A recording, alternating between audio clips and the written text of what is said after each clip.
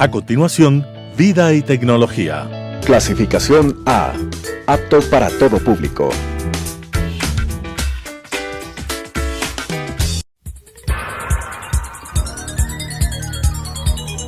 Las opiniones vertidas en este espacio por la producción y dirección del programa son de exclusiva responsabilidad de sus autores y de quienes intervienen en ellos. Telesucesos Canal 29 UHF presenta Vida y Tecnología, descifrando los códigos que marcan la vida moderna, con la conducción de Paulina Paredes. Vida y Tecnología. Hola amigos, gracias por estar nuevamente con nosotros en este espacio de Vida y Tecnología. Nosotros procuramos traer buenas historias que contarles, sobre todo porque hay todavía personas que no creen que la tecnología, el desarrollo, el software ha estado presente en nuestras vidas como empresas desde hace varias décadas. Y por eso hoy contamos con la presencia de Mario Hidalgo. Él es el fundador de una empresa que se llama Decisión. Y precisamente hablamos de esas decisiones que le llevaron en la década de los 70 a formar una empresa que hasta el día de hoy, 40 y tantos años más tarde, sigue vigente y sigue inventándose, reinventándose, dando servicios y cambiando, por supuesto, con el ritmo que cambian las historias de tecnología. Mario, gracias por estar con nosotros y queremos empezar preguntándote ¿qué pasaba por tu cabeza en los años 70, en el año 76 en particular, cuando empezaste con el mundo del desarrollo, haciendo código, buscando qué hacer? Gracias, Paulina. Primero un saludo a ti, un saludo a la audiencia. Gracias por invitar, porque a las personas que pintamos canas normalmente no nos invitan a temas de tecnología. Entonces, sí, siempre a raíz de que empecé a programar en los años 70, en esos años no había una carrera de tecnología. Ni siquiera había una carrera de tecnología. No había una carrera de tecnología. Yo fui casi por accidente en una clausura de la universidad a dar una prueba de lógica para ser programador. Trabajé unos años con una empresa que fue la primera competidora de IBM en el país, que no le fue muy bien. Entonces a los 3 o 4 años de trabajar en esa empresa, que fue una escuela muy interesante porque, en primer lugar, la tecnología siempre ha cambiado mucho. Trabajar en los años 70 de programador de computadores, todo el mundo pensaba que eras muy inteligente, te pagaban bien, viajabas mucho porque estabas constantemente asistiendo a cursos en el exterior para actualizarte. Que esa fue la formación original de casi todos, ¿no? Así es. Entonces, al terminar la operación de esta empresa, tenía la disyuntiva de ir a trabajar en otra o formar mi propia empresa. Y tomé la decisión de crear Decisión, que ha sido una experiencia muy interesante porque 46 años después aquí estamos todavía haciéndole a la lucha, fundamentalmente basado en 2 conceptos elementales, diría yo. Uno, siempre estar innovando. Porque esa es una constante en tecnología. En tecnología no puedes prescindir de eso. Y la otra, el dar una prioridad total en el servicio al cliente. Y creo que esos han sido los 2 elementos vitales para haber continuado en operación hasta ahora. En la década de los 70, cuando empezaste, formar una empresa de tecnología era algo totalmente inusual. No era lo que abundaba. En este momento podemos decir que se cuentan cientos de empresas de tecnología ecuatorianas. Se puede hablar de cientos ya. Y se puede hablar de cientos de empresas que tienen base tecnológica, es decir, que su modelo de negocios está basado en tecnología, aunque la tecnología no sea necesariamente el centro de su actividad. Pero el Ecuador apuntaba a eso. ¿Eras el único? ¿Eran de los pocos? ¿Qué pasaba en ese momento? A ver, el tema de tecnología era nuevo, era totalmente nuevo. Había obviamente mucho temor al concepto mismo. El uso era bastante limitado, eran herramientas costosas. Un computador que no es ni la centésima parte de potente que un teléfono inteligente de ahora valía 8 o 10 millones de dólares, entonces no era 8 o 10 millones de dólares. No era un tema que se ¿Y a quién podía... le daba servicio si es que no había un público? A ver, ventajosamente la tecnología tiene una dinámica brutal. Entonces, en poquísimo tiempo de lo que yo comencé a trabajar a comienzos de los 70, a lo que yo fundé la empresa en el 76, ya en el 78 pude adquirir un computador de segunda mano que ya era inmensamente más barato que lo que eran los computadores en los que inicialmente yo trabajaba, y también bastante más potentes, es decir, y con innovaciones muy interesantes. Ya se hablaba de sistema operativo en disco, el famoso DOS, a finales de los 70, en una compañía que terminó sus días, pero se llamaba DataPoint y tenía su sede en Texas. Nosotros con ese computador pequeñito, que insisto ya tenía una potencia interesante de trabajo, y empezamos a dar servicio al registro de la propiedad de Quito, para crear por primera vez índices electrónicos de los registros de la propiedad, que fue un aporte importante porque, claro, antes ese era un sistema 100% manual, pero ya pudimos hacer eso por algunos años, el crear ese servicio, y también nos educó en este concepto de servicio. Posteriormente ya nos movimos a ser proveedores del sector financiero, del sector bancario, y ahí igualmente estuvimos en momentos importantes del desarrollo de la banca. Fuimos la primera empresa en vender un sistema de digitalización de firmas en América Latina. Se dice que el software bancario y los servicios para los bancos de empresas ecuatorianas eran top en América Latina. ¿Eso es verdad? En los años 70 éramos la crème de la tecnología bancaria en América Latina. Cosas muy importantes hizo Decisión y otras empresas locales, es decir, realmente éramos un referente. La banca en Ecuador fue la primera en tener cheque nacional, la primera en tener ATMs, la primera en tener audiomáticos y cosas por el estilo. Entonces, y creadas por empresas ecuatorianas. En muchos casos, la mayoría de los casos. En muchos casos sí, o como el caso nuestro, por ejemplo, que comercializamos este sistema de digitalización de firmas, era de una compañía AutoSig de Houston, que permitía escanear la firma y grabarle un computador. En ese momento los terminales bancarios no soportaban imágenes. Claro. Consiguientemente había que tener un terminal para ver el saldo y un terminal diferente para ver la firma. Pero fue un adelanto tremendo, porque eso reemplazó a las microfichas, que eran un sistema fotográfico de mantener las firmas, costosísimo, porque si tú cambiabas la firma y si el cheque era nacional, tenían que cambiar la firma en las 200 sucursales del banco, es decir, generar una nueva microficha para... Cuando se digitalizó la firma, ya no simplificó y abarató el tema del uso del cheque nacional.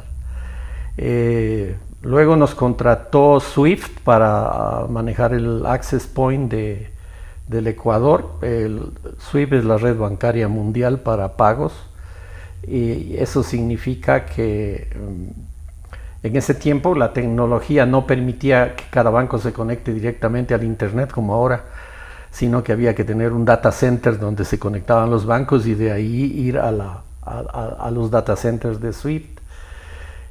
¿Por qué fue importante eso? Porque por primera vez entendimos lo que era en nuestra empresa, lo que era dar servicio 7 días de la semana y 24 horas por día, porque cuando aquí dormimos los japoneses están trabajando y las transacciones financieras no se detienen. Entonces si había un problema a las 3 de la mañana, había que atender a las 3 de la mañana. Eso fue una escuela muy importante para nosotros en el tema de la calidad del servicio y de la oportunidad del servicio técnico. ¿Y los bancos y las empresas ecuatorianas confiaban en las empresas ecuatorianas de tecnología? ¿Cómo fue ese proceso? Porque una cosa es que digan, sí, hacemos tecnología en el Ecuador, nosotros podemos, en este caso estamos viendo que tenemos 40 y más años, casi 50 años de una historia de empresas ecuatorianas que dan servicios de tecnología y que hacen tecnología. Pero eso era inaudito en ese momento. ¿Cómo confiaban? ¿Cuál era el factor que le permitía a un banco decir yo apuesto por esta empresa ecuatoriana? Esa es una de las cosas más importantes que yo creo que ha permitido que una empresa como Decisión produzca innovación y se mantenga en el tiempo, la confianza de los clientes. Yo tengo el orgullo de decir que mucha de la innovación que hemos creado fueron retos planteados y financiados por la banca.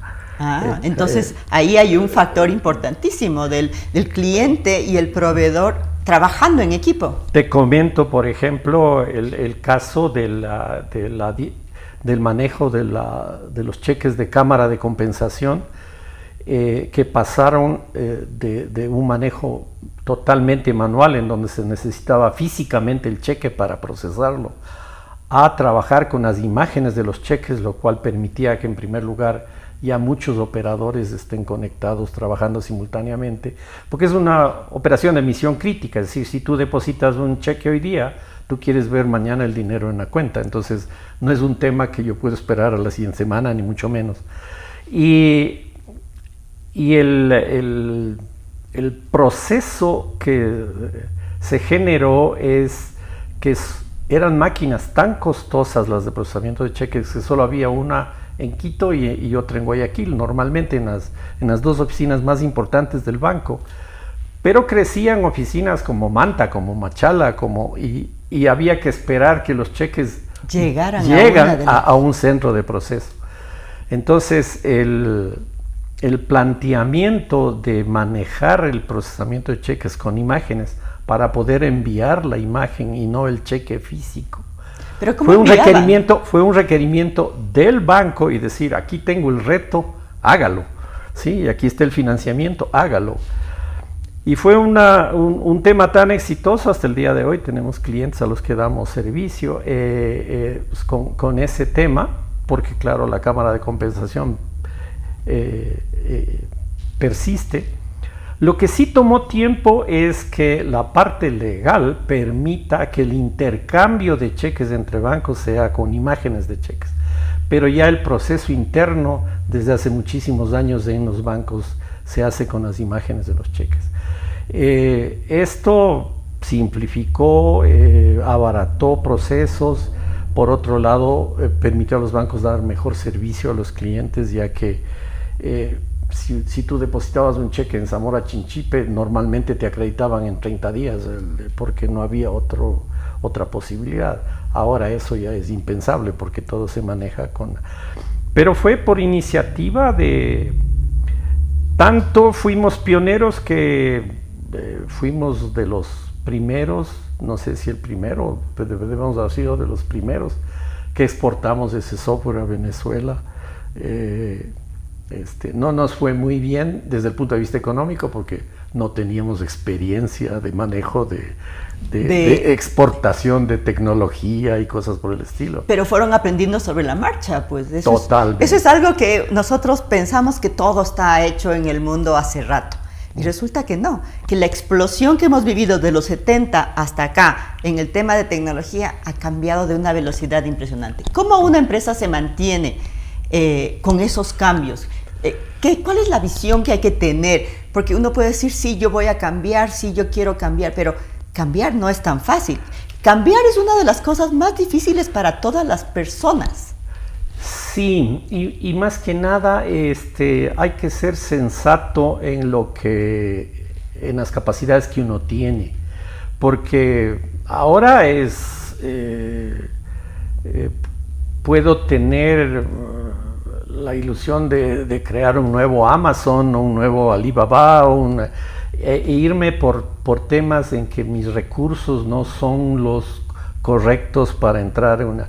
Y por otro lado, hay que tener la curiosidad y la capacidad de investigar de cuáles son las verdaderas necesidades actuales del entorno empresarial nuestro, por ejemplo. Capaz de adelantarse un poco. Sí, y ser muy perspicaz en lo que, por ejemplo, ¿qué pasó con el tema de la pandemia? Para nosotros en Decisión hubo un suceso bastante anterior, recordarás la erupción del Cotopaxi, en donde, como nosotros tenemos las oficinas en San Rafael, que entre paréntesis nos mudamos a un lugar más abierto porque ningún gerente de banco nos visitaba, entonces claro, era más lógico tener un lugar más ameno para trabajar. Pero por el problema del Cotopaxi se bloqueó un poco la operativa de ir a la oficina y teníamos algunas aplicaciones que podían operar desde cualquier lado, pero por ejemplo la contabilidad era todavía algo muy físico en la oficina, y ahí decidimos que todo teníamos que tener en la nube para poder operar en aquel lugar donde yo pueda abrir mi computador y a través de internet conectarme. Tanto es así que logramos hacer eso, que cuando tuvimos las restricciones brutales de la pandemia, a nosotros no nos afectó absolutamente en nada porque teníamos todo nuestro entorno del sistema de información en la nube.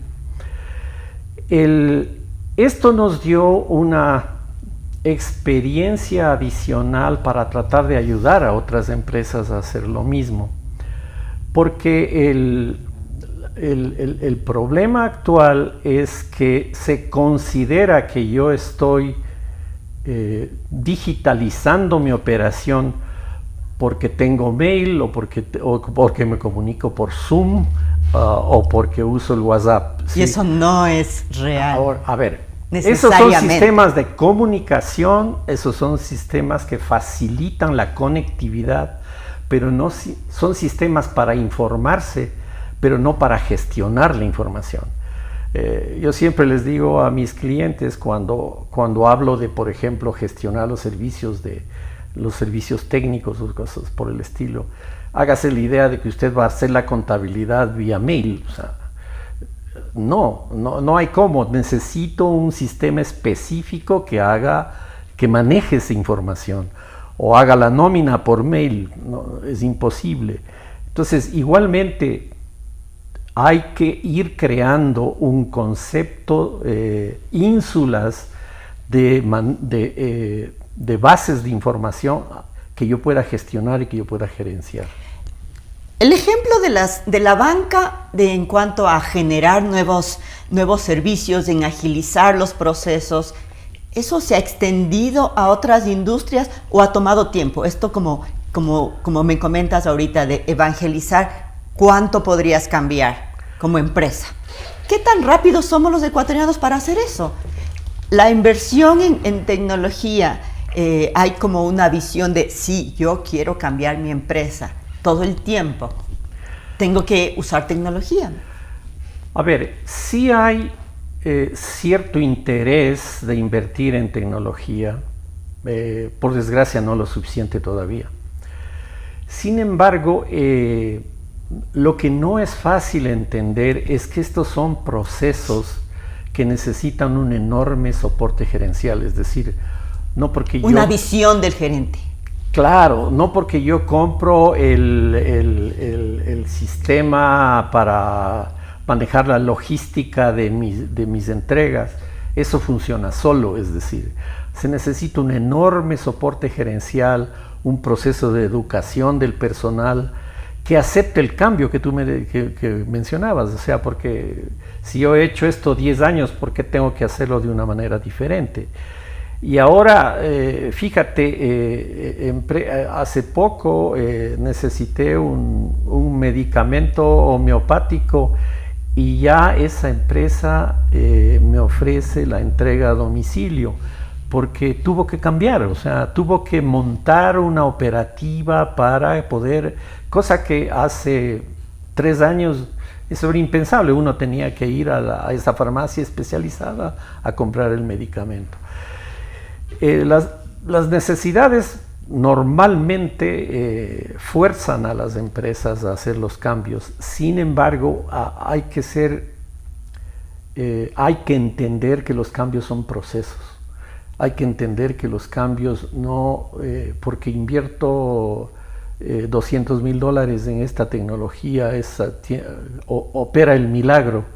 Las tecnologías necesitan personas, necesitan actitudes, necesitan tiempo y necesitan un constante esfuerzo para implantarlas y mejorarlas. Y eso es otra de las cosas que no necesariamente en las empresas se entiende, precisamente el factor humano de la tecnología. Y en ese factor humano implica tener la interacción y sobre todo la suficiente flexibilidad para entender qué sí puedo hacer en este momento y qué será una fase posterior.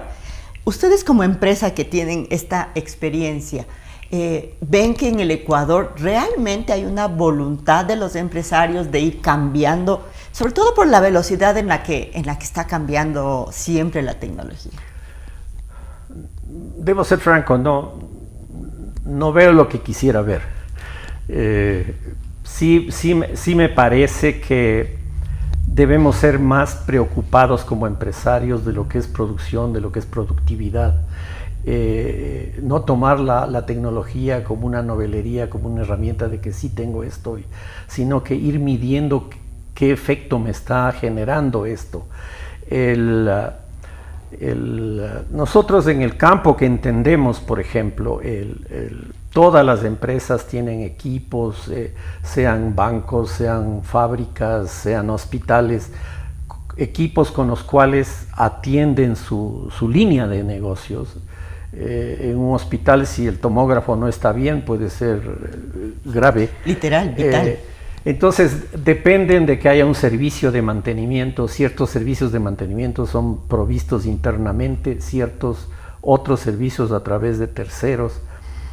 Pero yo no puedo manejar eso porque es lo crítico de mi empresa o de mi industria. Yo no puedo manejar eso vía mail o sea, necesito saber si todo está bien, con qué frecuencia está pasando tal problema. Si tengo sistemas de seguridad contra incendios, contra intrusos y cosas por el estilo, que ahora cámaras de televisión, necesito monitorear esos sistemas para poder reaccionar oportunamente cuando tengo un incidente. De lo contrario no me sirven y ese monitoreo tiene que ser centralizado. Entonces, sí hay un proceso de evangelización, hay un proceso de ir educando al mercado para que entienda que son necesidades actuales, que si no mejoramos nuestra capacidad productiva, estamos fuera automáticamente. Es decir, ahora ya... Uno no puede quedarse fuera porque estamos literal pisándonos los talones de alguien que está haciendo lo mejor. Claro. Y ahí es donde esta experiencia que ustedes nos comentan de que se tiene que hablar de tecnología en los niveles directivos. Y ahí es donde que tú nos cuentas una historia donde comenzaron por una necesidad de un sector como el bancario, ahora hay que trasladarla a todo el resto.